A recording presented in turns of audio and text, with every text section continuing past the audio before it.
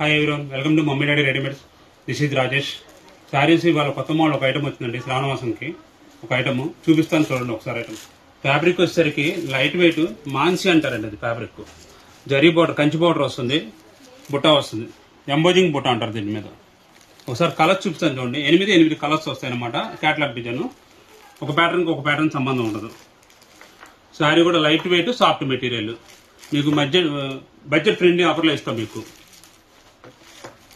ఒకసారి ఓపెన్ చేసి చూపిస్తాను, చూడండి ఎలా ఉంటుంది అనేది. ఫ్యాబ్రిక్ కూడా చాలా సాఫ్ట్ మెటీరియల్ అండి.